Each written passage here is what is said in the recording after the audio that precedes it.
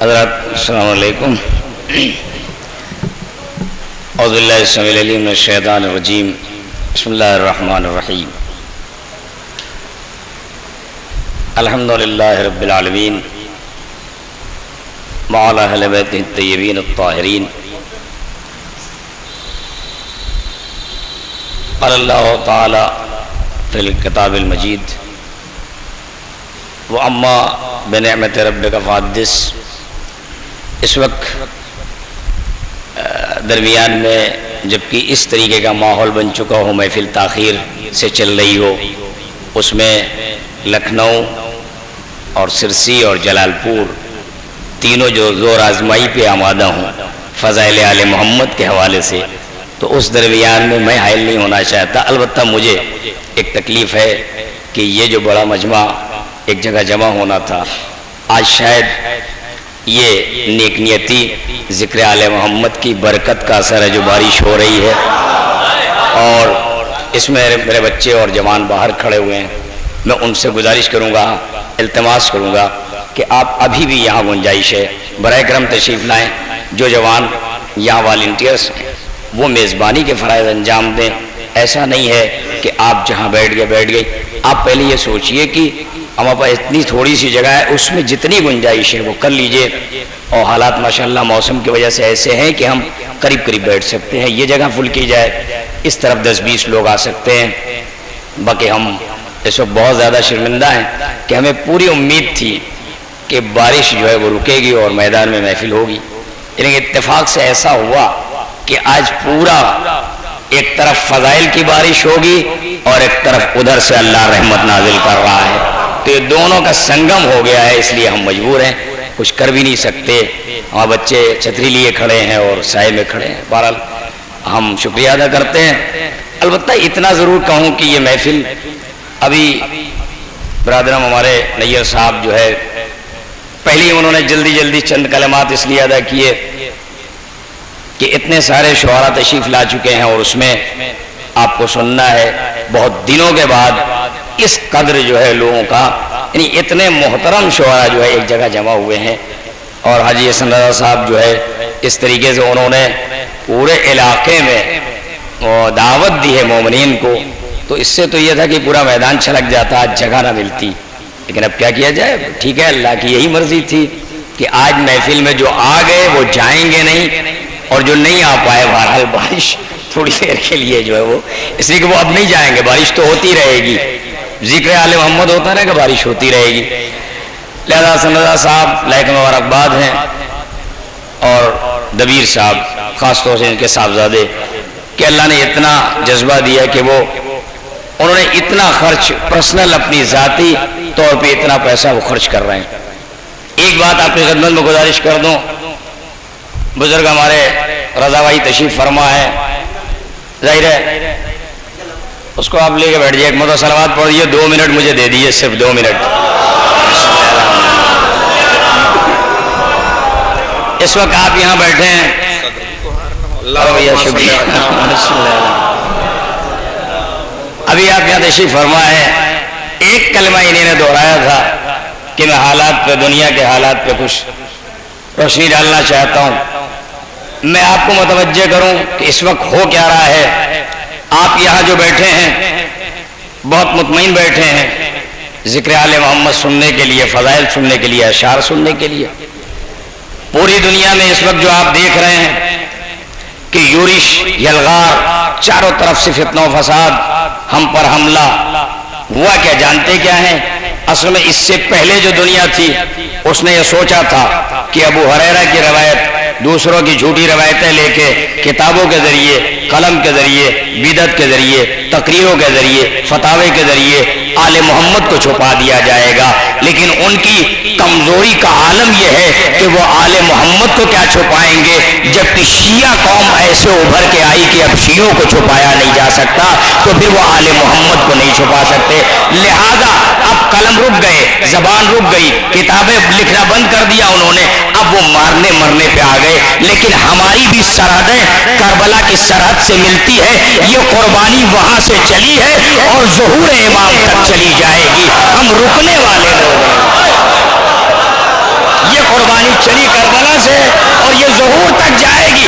ہمارے سر ویسے ہی جھکے ہیں جیسے کربلا میں ہر کے بچوں کے جناب ہر ناصران حسین کی جیسی گردنیں جھکی تھی. یہ سر جھکے ویسے ہی رہیں گے.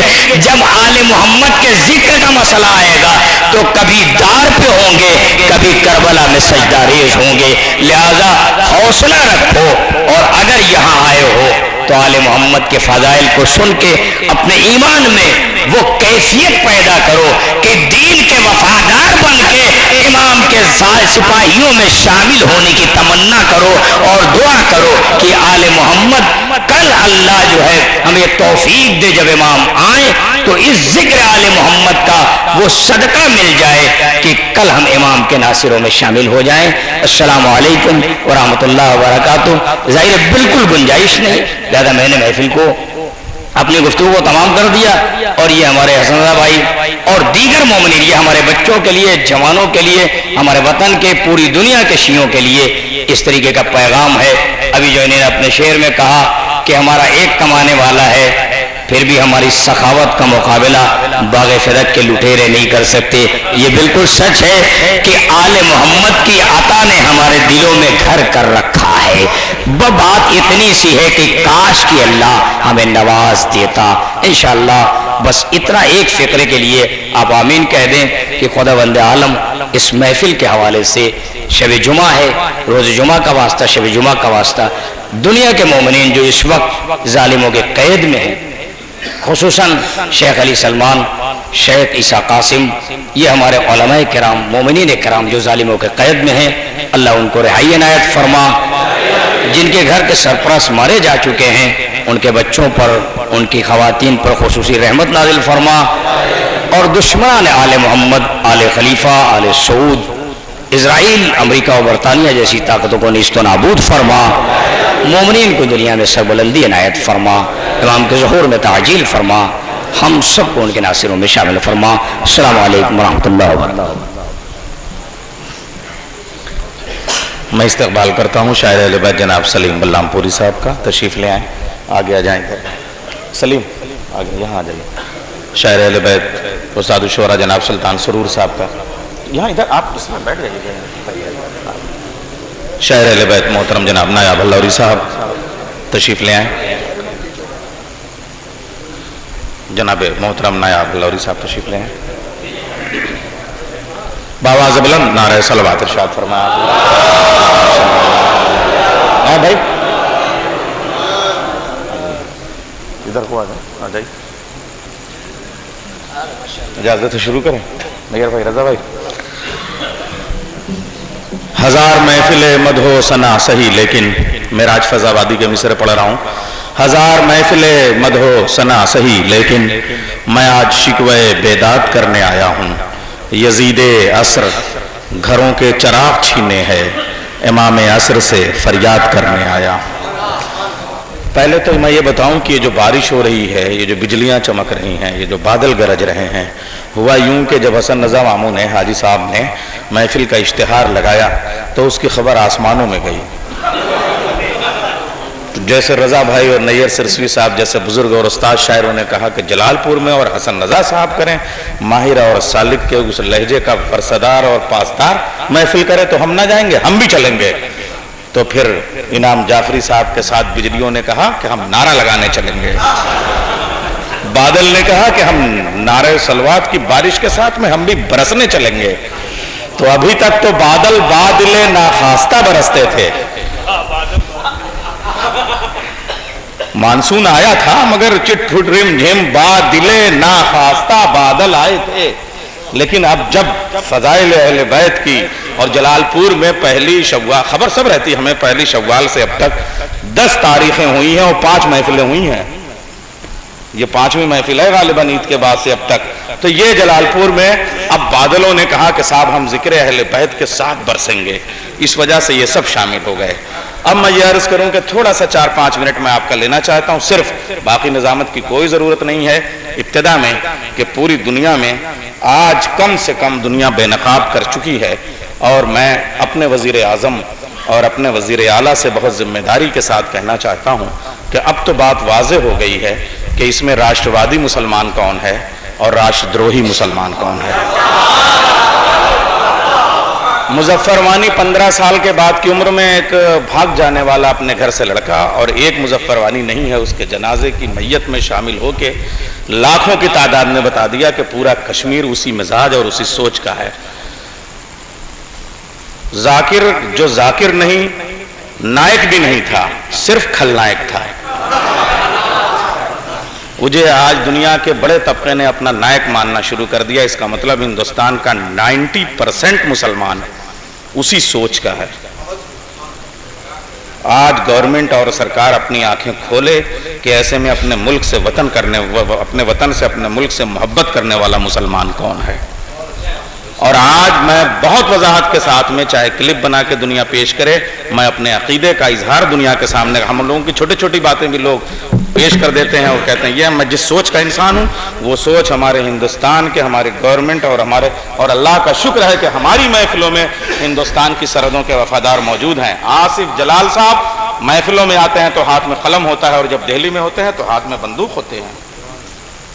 ہم نے ہندوستان کی سرحدوں کو وفادار اور پاسدار اور محافظ دیے ہیں، اور ابھی نہیں، راجہ داہر سے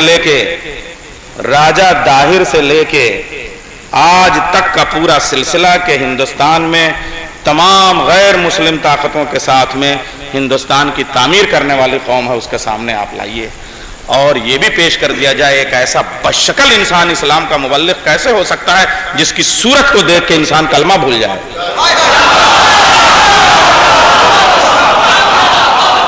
قسم خدا کی نہیں ہے بھائی، اتنی بدصورت بکرے بھی ہم لوگ قربانی کی میں جو ہے وہ خریدتے نہیں ہیں، پیسہ نہیں خرچ کرنا چاہتے ہیں، بدصورت بکرے قربانی میں نہیں رکھنا چاہتے، وہ اسلام کی تبلیغ میں کہاں سے چینل پہ بیٹھ جائے گا وہ شخص انسان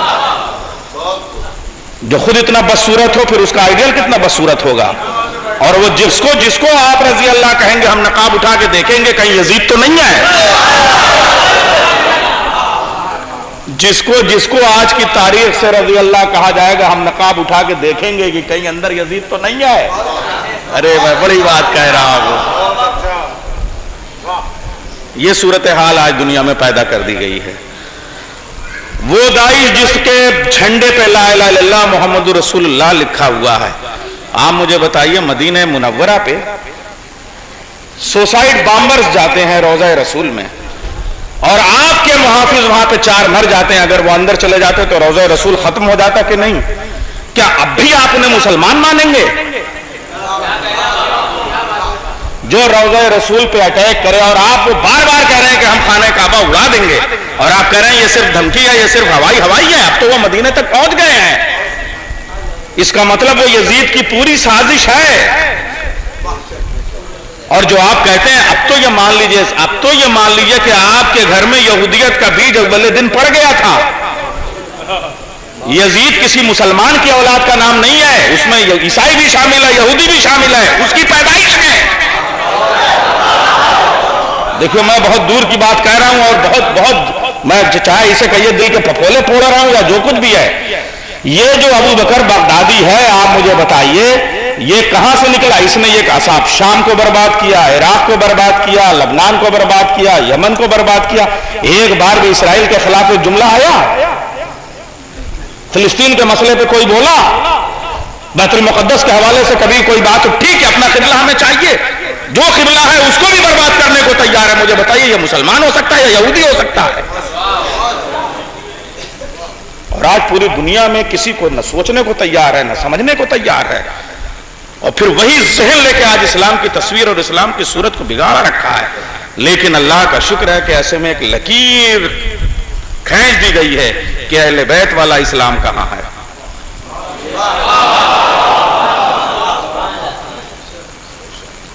ابو سفیان والا اسلام کہاں ہے؟ آج یہ پوری صورتحال ہمارے سامنے ہے۔ یہ ایک میرا درد تھا جو میں نے آپ کے سامنے پیش کیا کہ آج پوری دنیا میں ایک مظفر وانی نہیں ہے، کئی مظفر وانی ہیں، ایک ذاکر نائک نہیں ہے۔ بنگلہ دیش تباہ ہو چکا ہے، پاکستان تباہ ہو چکا ہے، ہندوستان کو بچانا ہوگا تو پھر آپ کو یہ بتانا ہوگا کہ اہل بیت کا اسلام کہاں ہے، اہل بیت کے چاہنے والے کہاں ہیں۔ جب تک کہ یہ تصویر صاف نہیں ہوگی، اور آج آپ کا بھی موقع ہے کہ دنیا کے سامنے بہت کچھ تصویریں آ چکی ہیں، تو آپ اپنے آپ کو الگ بھی کریں کہ ہم ان سے الگ ہیں، اور یہ بھی بتائیں کہ ہماری پہچان الگ ہے، ہم کون سے مسلمان ہیں۔ بس ہماری محفلوں میں چونکہ ایک بڑی گیدرنگ ہوتی ہے، یہ باتیں کہنے کا موقع ہوتا ہے، اس وجہ سے میں نے غیر شاعرانہ کچھ باتیں شاعروں کے بیچ میں کہہ دی ہیں، مگر شاید وقت کی ضرورت تھی، مناسب تھا موقع کہ اپنے وطن میں یہ دو جملے کہہ دوں۔ اب آئیے سلسلہ شروع کرتے ہیں۔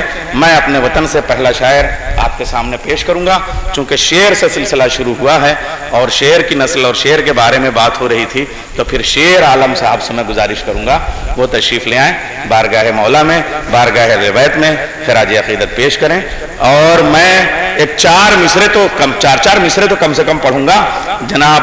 اور یہ باتیں جو میں کہہ رہا ہوں، نایاب لوری صاحب ہمارے درمیان موجود ہیں، رات صفی پور اناؤ کی ایک خانقاہ میں جنت البقیع کے حوالے سے کم آج ہمارا سنی مسلمان بیدار ہوا ہے، اور وہ سب کھڑے ہو کے کہہ رہے تھے کہ ہم تو 500 لڑکوں کو لے کے جائیں گے، اگر ذاکر نائک مل گیا تو اس کو ایسی چٹنی بنائیں گے کہ سور بھی نہ چاٹے۔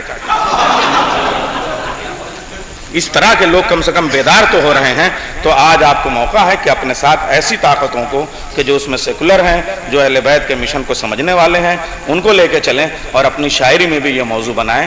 عالمی مسائل جو ہمارے سامنے ہیں، اس لیے کہ قومیں اپنے شاعر کی آنکھ سے دیکھتی ہیں، اپنے شاعر کی زبان سے بولتی ہیں، اور اپنے شاعر کے قلم سے تاریخ کے حوالے ہو جاتی ہیں۔ اس وجہ سے شاعر ہمارے ان موضوعات کو بھی اور ان مسائل کو بھی اپنی شاعری میں شامل کریں۔ باواز بلند نعرہ صلوات سے آپ استقبال کریں جناب شعر، اور ہمارے تشریف لا رہے ہیں سامعین مومنین۔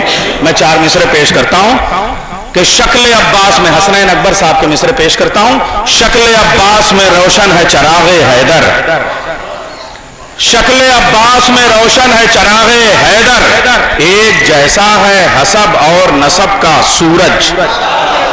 شکل عباس میں روشن ہے چراغ حیدر، ایک جیسا ہے حسب اور نسب کا سورج، ہم نے ہر سال ابھرتے ہوئے دیکھا اکبر، 4 شعبان کے دن 13 رجب کا سورج۔